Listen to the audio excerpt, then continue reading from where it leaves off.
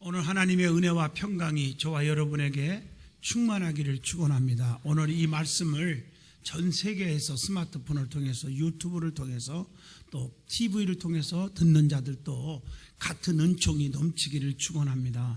마태복음 2장 9절로 12절을 통해서 동방박사의 경배신앙이라 하는 제목으로 함께 은혜를 나누고자 합니다. 성경의 예언대로 예수님은 유대 땅 베들레헴 말구유에서 탄생하셨습니다. 성경에 보면 전부 예언해 놓은 것이 성취되고 있어요. 성경의 예언대로 이 땅에 오셨고, 성경의 예언대로 예수님은 십자가에 죽으셨고, 성경의 예언대로 부활하셨고, 성경의 예언대로 하늘로 승천하셨고, 성경의 예언대로 다시 오실 겁니다. 다 이루어졌는데 주님의 심판하러 오실 것만 남았습니다. 오늘 여러분들이 기억할 것은 우리 예수님은 성경의 예언대로 유대 땅 베들레헴 말구유에 오셨다는 것입니다. 특별히 많은 예언들이 있지만 선지자 미가 선지자는 이미 베들레헴에서 메시아가 탄생할 것이라고 예언해 놓고 있습니다. 미가서 5장 2절 보면 베들레헴 에브라다야 너는 유다 족속 중에 작을지라도 이스라엘을 다스릴 자가 내게서 내게로 나올 것이다. 그의 근본은 상고의 영혼에 있느니라. 분명히 말씀하고 계십니다. 성경의 예언대로 예수님은 구세주로 메시아로 우리의 구주로 이 땅에 오신 것입니다. 무엇보다도 예수 그리스도의 탄생으로 구약의 예언이 성취되었고 그가 오심으로 전 인류가 구원을 받게 되었다는 사실입니다. 오늘은 대림절 넷째 주일입니다. 동방에서 박사들이 유대인의 왕으로 오신 이를 만나기 위해서 뻔한 길을 여행했습니다. 예수님의 탄생을 박사들뿐 아니라 세상 모든 사람들에게 지대한 관심이 있었다는 사실입니다. 동방의 박사들은 유대인이 아니라 이방인들이었습니다. 특별히 그들이 이방인이기 때문에 그리스도가 이방인에게로 빛이 비춰주심을 나타내준다는 의미가 있을 줄로 믿습니다. 이방인으로서 예수님을 찾아 나선 것은 그만큼 그들이 하나님의 구원을 간절히 사모하고 기다리고 있었다는 사실을 확실하게 우리에게 보여주고 있는 말씀입니다. 오늘 본문 말씀을 잘 보시면 동방에서 박사들이 왔는데 아기 예수님께 왔어요. 별을 통해서 인도받았다는 사실과 또 예수님께 보배함을 열어서 가장 귀한 선물 황금, 유향, 모략을 드려서 경배했다는 사실입니다. 오늘 이 말씀을 통해서 우리에게 주는 영적인 은혜와 영적인 진리, 영적인 깨우침이 있어지기를 바랍니다. 제일 먼저 아기 예수님께 찾아온 박사들에 대해서 한번 말씀을 드리고자 합니다. 그들은 동방에서 온 사람들이라고 표현합니다. 마태복음 2장 1절의 말씀이죠. 동쪽에 있는 나라에서 왔다는 거예요. 창세기 25장 6절에도 동쪽 땅으로 가게 하였더라 하는 말씀이 있어요. 그건 이방 나라예요. 그리고 시편 72편 11절 보니까 모든 왕이 그의 앞에 부복하며 모든 민족이 다 그를 섬기리로다 라고 말씀하고 있어요. 우리는 구원의 대상입니다. 이사야 49장 6절 그가 이르시되 내가 나의 종이 되어 야곱의 지파들을 일으키며 이스라엘 중에 보존된 자를 돌아오게 할 것은 매우 쉬운 일이라. 내가 또 너희를 이방인의 빛으로 삼아서 너희의 구원을 베풀며 땅끝에서 이르게 하리라 그랬어요. 하나님은 이방인 사람들도 구원하시는 줄로 믿습니다. 가난하거나 부하거나 잘났거나 못났거나 못 배웠거나 많이 배웠거나 여러분 관계없어요. 흑인이나 백인이나 관계없어요. 유대인이나 이방인 관계없어요. 누구든지 그 앞에 나오면 구원받을 수가 있습니다. 근데 그들은 박사들이라고 표현했어요. 별을 관찰하는 자들이었어요. 마태복음 2장 2절에 보면 나옵니다. 그래서 그들이 별을 보고 찾아온 거예요. 옛사람들은 별을 보아서 장래일과 사람의 운명을 점칠 수 있다고 믿고 있었답니다. 이상한 별이 나타나면 그것을 하나님께서 만민에게 무엇인가를 알리려고 하는 뜻으로 생각을 하고 있었어요. 박사들이 별의 움직임에 주의를 기울이고 그 별의 인도를 받았다고 하는 사실이에요. 그런데 박사들이 왜 아기 예수께 찾아왔는지, 그것은 마태복음 2장 2절에 나오죠. 유대인의 왕으로 나신 이가 어디 계시냐. 유대인의 왕이 탄생하셨기 때문입니다. 성경에 예수님을 왕으로 혹은 임금으로 칭하신 말씀이 여러 곳이 있잖아요. 요한복음 1장 49절 보면 나다나엘이 대답하되 랍비요 당신은 하나님의 아들이십니다. 당신은 이스라엘의 임금이로소이다 라고 나다나엘이 고백을 합니다. 또 이스라엘 군중들의 애침에도 나타나지요. 요한복음 12장 13절 보면 호산나 찬송하리로다 주의 이름으로 오시는 이 곧 이스라엘의 왕이시여 하더라 이렇게 표현하고 있어요. 그들은 왜 왔습니까? 그 예수님께 경배하기 위해서 오신 거예요. 마태복음 2장 2절에 보니까 동방에서 그의 별을 보고 그에게 경배하러 왔노라. 목적이 분명히 있어요. 경배하기 위해서 오신 거예요. 경배는 마음속에서 깊이 우러나오는 것이고 전인적인 경건한 순종이고 경외심에 의한 예배와 무한한 사랑의 표현입니다. 고린도전서 14장 25절에도 나타나 있지 않습니까? 이사야 19장 21절에도 말씀하고 있습니다. 박사들이 예루살렘을 찾은 곳은 어디였다고요? 유대 땅 베들레헴이었다는 거예요. 오늘 이것이 중요해요. 마태복음 2장 5절로 6절의 말씀입니다. 유대 땅은 어떤 땅입니까? 가나안에서 유다 지파가 얻은 땅이에요. 여호수아 15장 20절 말씀에 기록되어 있습니다. 그리고 이스라엘에 보면 분열왕국 시대가 있었죠. 북쪽 남쪽 갈라졌었어요. 근데 그때의 남쪽은 유대 땅이고 북쪽은 이스라엘이었어요.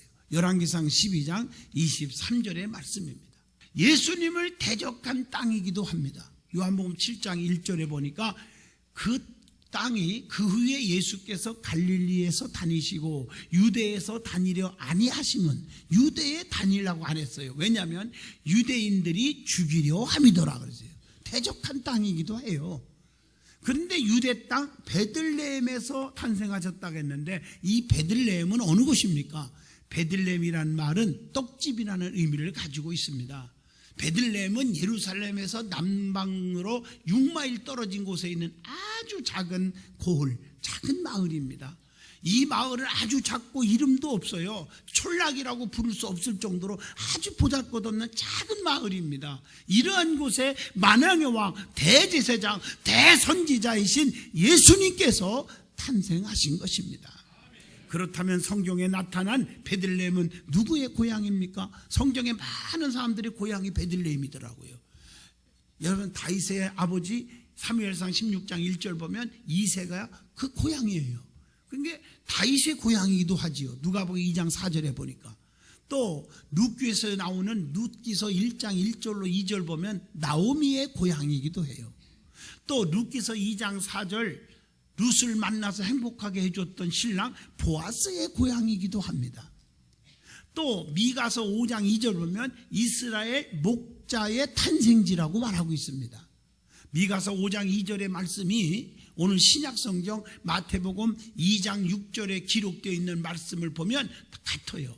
예수님에 대해서 이렇게 말하고 있어요. 마태복음 2장 6절에 내 백성 이스라엘의 목자가 되리라 하였음이니이다. 그러므로 이스라엘의 목자가 되셨는데 그 목자는 어떤 목자라고 표현합니까? 예수님은 우리의 참 목자예요. 어떤 목자예요? 요한복음 10장 11절 보면 나는 선한 목자라. 선한 목자는 양들을 위해서 목숨을 버리거니와. 여러분 선한 목자예요. 양들의 큰 목자예요. 히브리서 13장 20절 보니까 양들의 큰 목자이신 우리 주 예수를 영원한 언약의 피로 죽은 자 가운데서 이끌어내신 평강의 하나님이라. 그리고 우리 영혼의 목자이기도 합니다. 베드로전서 2장 25절 보면은요, 너희가 전에는 양과 같이 길을 잃었더니 이제는 너희의 영혼의 목자와 감독 되신 이에게 돌아왔느니라 이렇게 표현하고 있습니다. 자, 그러면 두 번째로 생각할 수 있는 말씀은 이 동방박사의 경배의 신앙을 한번 말씀을 드리고자 합니다. 그들이 경배하기 위해서 왔고 경배를 드렸거든요.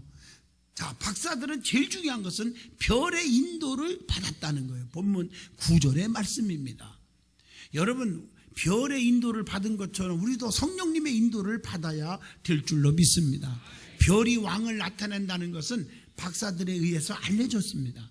그들은 그 별의 나타남이 왕의 나타남으로 알았고 그분께 경배하기 위하여 먼 길을 재촉한 거예요. 이 별이 상징하는 왕은 어두운 가운데로 백성들을 몰아넣는, 밀어나고 죽이는 악한 왕이 아니라 자기 백성을 빛 가운데로 인도하는 구원의 왕인 줄로 믿습니다. 그러면 별의 의미가 뭘까? 성경에 보면 많이 나오지요. 제일 중요한 것은 그리스도의 별, 그리스도의 탄생을 말합니다. 민수기 24장 17절에 그렇게 말하고 있습니다.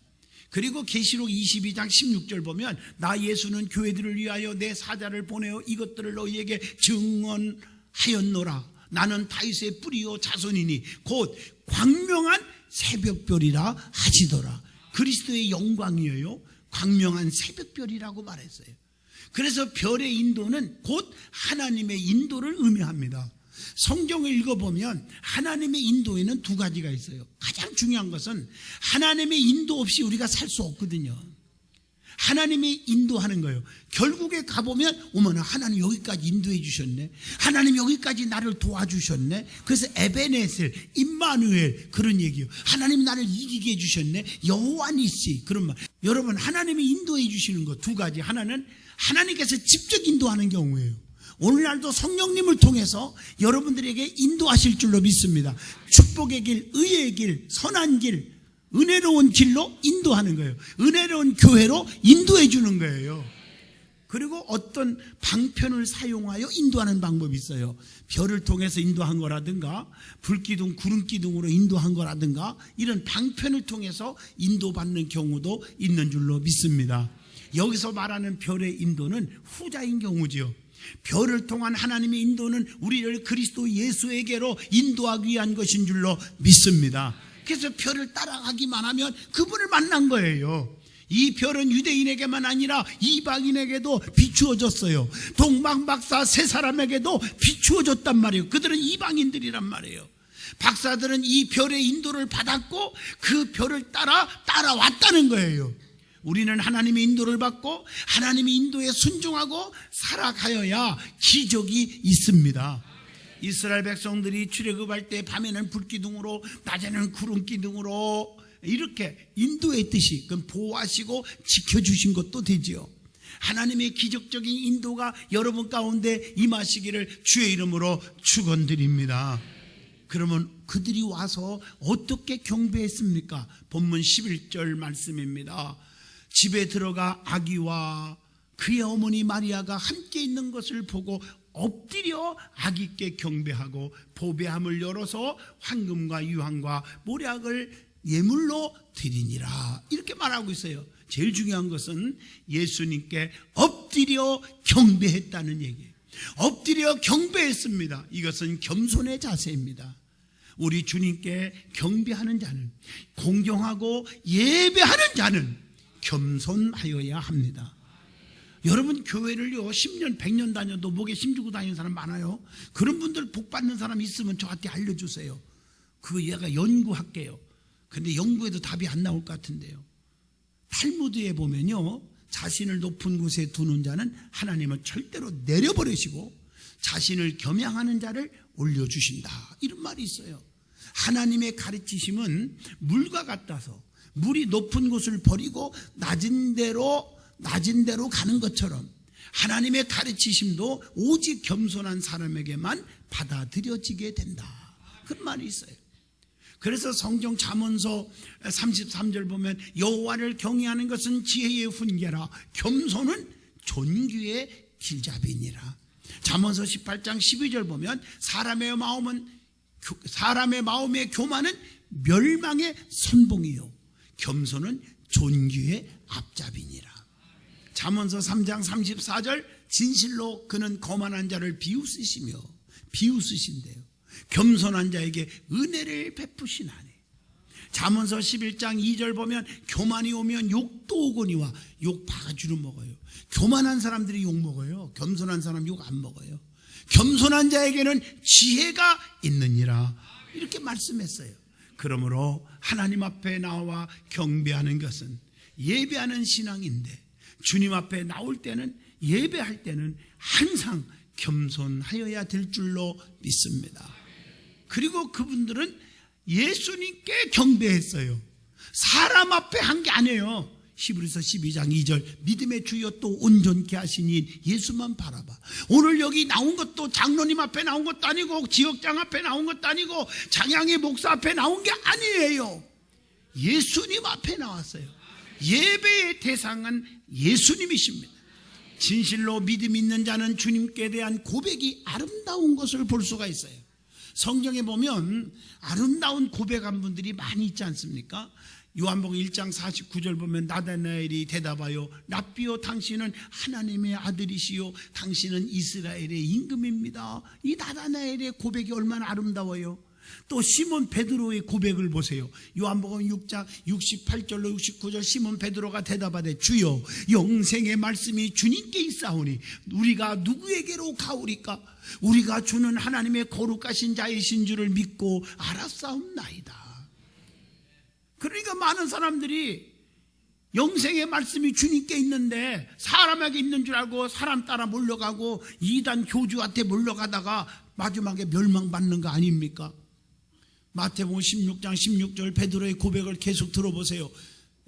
주는 그리스도시요 살아계신 하나님의 아들입니다. 이렇게 고백을 하지 않습니까? 요한복음 11장 27절 보면 주여 그러하여다 주는 그리스도시요 세상에 오시는 하나님의 아들이신 줄을 내가 믿나이다. 이 마르다의 고백이지 않습니까? 또 도마도 보세요. 요한복음 20장 28절 보니까 도마가 대답하여 이르되 나의 주님이시요 나의 하나님이십니다. 오늘 여러분들은 이런 고백이 입술로 계속 나오기를 바랍니다. 그래서 예수님에 대해서 잘 설명하고 있는 성경 구절을 한번 찾아보면요, 로마서 1장 3절로 4절 그의 아들에 관하여 말하면 육신으로는 다윗의 혈통에서 나셨고 성결의 영으로는 죽은 자 가운데서 부활하사 능력으로 하나님의 아들로 선포되셨으니 곧 우리 주 예수 그리스도시니라. 예수님이 누구예요? 혈통적으로 보면, 이제 육신으로 보면 다윗의 혈통으로 나셨다고 하는 얘기예요. 로마서 1장 3절, 마태복음 1장 1절 봐도 아브라함과 다윗의 자손 예수 그리스도의 계보라 그랬잖아요. 그러나 성결의 영으로 보면 죽은 자 가운데서 다시 사신 분이다. 그러니까 로마서 1장 4절이나 로마서 6장 8절에 계속 나오잖아요. 그래서 우리 예수님은 참 하나님이시요 참 인간이다. 참 하나님의 아들이시요 참 사람의 진실한 아들이다. 이렇게 말하고 있지 않습니까? 능력으로 말하면 하나님의 아들로 인정되셨다고 로마서 1장 4절, 에베소서 1장 19절에 분명히 말씀하고 계십니다. 빌립보 2장 9절 보면 하나님이 그를 지극히 높여서 모든 이름 위에 뛰어난 이름을 주었다고 그랬고, 빌립보 2장 10절 보면 하늘에 있는 자들과 땅에 있는 자들과 땅 아래에 있는 자들로 모든 무릎을 누구에게 꿇게 하셨다? 예수에게, 예수 이름에 꿇게 하시고 그랬어요. 놀랍죠? 자, 그렇기 때문에 예수님께서 주인이 되십니다. 성경에 보면 우리 주님은 주인이 되신다고 했어요. 어디에 주인이 되십니까? 마태복음 12장 5절로 8절에 나오죠. 안식일에 제사장들이 성전 안에서 안식일을 범하여도 죄가 없음을 너희가 율법에서 읽지 못하였느냐? 내가 너에게 이르노니 성전보다 더 큰 이가 여기 있느니라. 나는 자비를 원하고 제사를 원치 아니하노라 하신 뜻을 너희가 알았더라면 무죄한 자를 정죄하지 아니하였으리라. 인자는 안식일의 주인이라 하시니라. 예수님은 제일 중요한 것은 첫 번째 성전의 주인이 되십니다. 마태복음 12장 6절 내가 너희에게 이르노니 성전보다 더 큰 이가 여기 있느니라. 성전은 하나님을 예배하는 곳이에요. 주님은 예배를 받으시는 분이고요. 요한복음 4장 21절 예수께서 이르시되 여자여 내 말을 믿으라. 이 산에서도 말고 예루살렘에서도 말고 너희가 아버지께 예배할 때가 이르르더라. 여러분, 성전은요 예배하는 곳이고 성전은 기도하는 곳입니다. 주님은 그 기도에 응답하시는 분이고요. 그래서 요한복음 14장 13절 내 이름으로 무엇이든지 구하면 내가 행하리니 이는 아버지로 하여금 아들로 말미암아 영광을 받으시게 하려 하심이니라. 멋있잖아요. 우리 예수님은 성전의 주인이시기 때문에 마가복음 11장 15절로 16절 성전을 더럽히는 자를 쫓아내셨음을 우리는 잘 알 수가 있습니다. 그리고 예수님은 안식일의 주인이십니다. 마태복음 12장 8절에 인자는 안식일의 주인이라 하시니라. 그래서 예수님은 안식일을 친히 만드신 분이에요. 요한복음 1장 3절의 말씀이죠. 그래서 예수님은 안식일에 모든 구애를 받지 않으신 분이에요. 그래서 예수님은 안식일에도 먹을 것을 주고 병든 자를 고치고 케어해 주셨단 말이에요. 많은 사람은 비판할 때 주님이 혼내줬잖아요. 내가 안식일의 주인이다. 그래서 예수님은 안식 후 첫날 부활하셨는데 그 부활의 주님을 생각해서 주일날 우리가 지키고 있는 거예요. 왜? 안식일의 주인은 예수님이시기 때문입니다. 예수 그리스도는 그 다음에 율법의 주인이 되시기도 한다. 그래서 마태복음 22장 40절 보면 이 두 계명이 온 율법과 선지자의 강령이니라. 예수님은 인류를 사랑하심으로 율법을 다 이루었다고 로마서 13장 8절에 그렇게 말씀하고 있어요. 예수님은 율법을 완전케 하시려고 이 땅에 오셨다고 마태복음 5장 17절 내가 율법이나 선지자를 폐하러 온 줄로 생각하지도 말라. 폐하러 온 것이 아니라 완전하게 하려 하심이니라. 아주 중요하죠.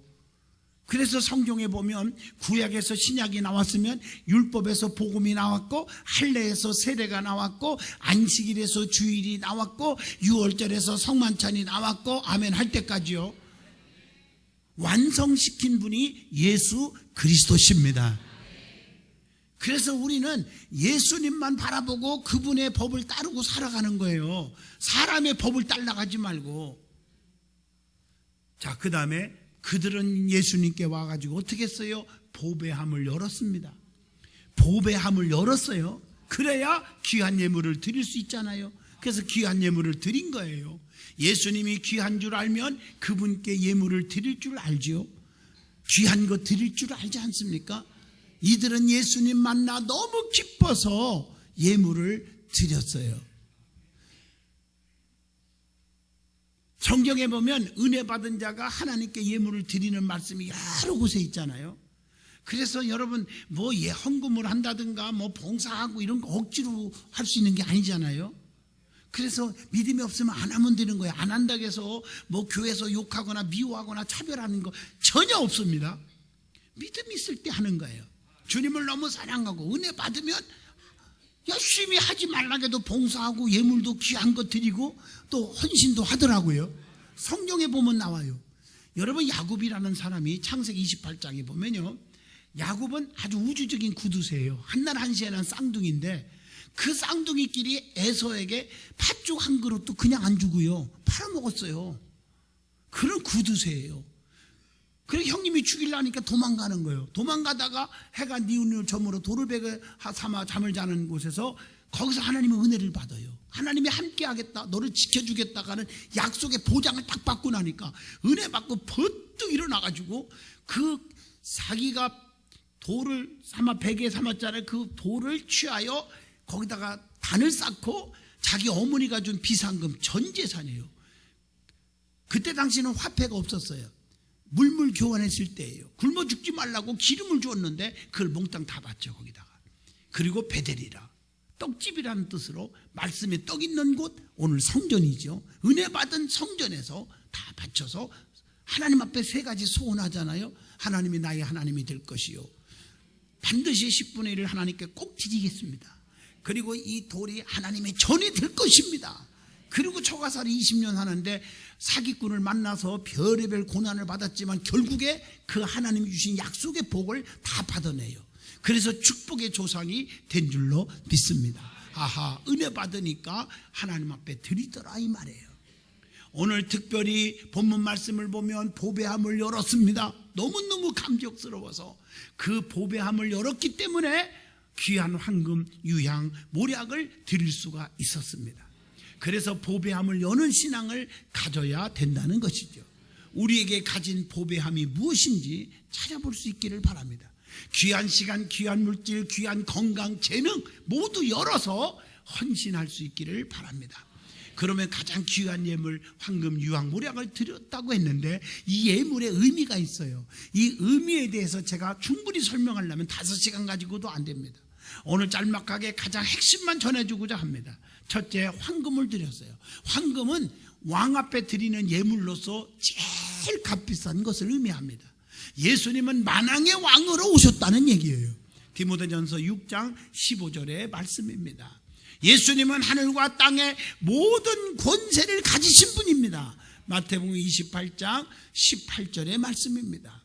예수님은 모든 임금들의 머리가 되신다고 요한계시록 1장 5절에 말씀하고 계십니다. 그래서 오늘 예수님의 그 만왕의 왕이심을, 권세자이심을, 하나님의 능력자이심을 인정하는 그런 표시로 황금을 드린 겁니다. 두 번째, 유향을 드렸는데 유향은 제사장을 위한 제물로서 제사할 때 사용하는 거예요. 예수님은 인간과 하나님 사이에 교량을 세우는데 제사장이십니다. 레위기 24장 7절의 말씀입니다. 히브리서 5장 10절에도 하나님께 멜기세덱의 반차를 따라 대제사장이라 칭하심을 받았느니라. 우리 예수님은 자기 피로 영원한 속죄를 이루시고 단번에 성소에 들어가셨다. 그렇지 않았다면 우리가요 매일같이 하나님의 성소에, 하나님의 교회에 나올 때마다 짐승을 잡아서 피를 쫙쫙쫙 뿌리고 피내는 냄새가 천지진동할 거예요. 예수님은 단번에 우리를 위하여 피 흘려 죽으셨으므로 영원한 제물이 되어주셔서 영원한 제사장이 된 줄로 믿습니다. 이게 중요한 거예요. 그래서 히브리서 9장 12절 단번에 성소에 들어가셨느니라. 히브리서 10장 18절 자, 이것들을 사하셨은즉 다시 죄를 위하여 제사 드릴 것이 없느니라. 이렇게 표현하고 있는 줄로 믿습니다. 그 다음에 모략을 드렸는데 모략은 선지자께 드리는 예물로서 예수님이 대선지자이심을 나타내 주는 것입니다. 이 예물은 죽은 자를 위한 선물로서 예수님께서 이 세상에 사람을 위해 살다가 마침내 사람을 위해 죽으러 오신 분이라고 하는 말씀이에요. 모략의 선물은 십자가에 죽을 이에게 가장 적합한 예물입니다. 요한복음 19장 39절에 기록되어 있습니다. 예수님은 자기의 피로 백성들을 거룩해 하려고 제물이 되어주셨다는 거지요. 그러므로 예수님은 인간의 구세주로 세상에 오신 줄로 믿습니다. 결론입니다. 동방 박사들이 별의 인도를 받아서 찾아와서 예수님께 엎드려 보배함을 열고 황금, 유황, 모략, 귀한 예물을 드려 경배한 것을 우리는 깊이 본받아야 합니다. 오늘날 성도들이 주님께 나와 경배하는 것은, 즉 예배하는 자세는 바로 서야 한다는 것입니다. 성령님의 인도를 받아 주님 앞에 나와 할 것이며 달라는 요구의 예배보다 드려지는 예배가 중요한 줄로 믿습니다. 그래서 예배를 보러 가자, 구경신자가 아니라 예배를 드리러 가자. 영광을 하나님께 드리자. 박사들이 충성된 경배를 한 것임을 우리는 깨달으시고 저와 여러분은 예수님의 오심에 정말 축하하고 기쁨으로 맞이하면서 그분께 경배하는 믿음을 가지시기를 바랍니다. 기도합니다.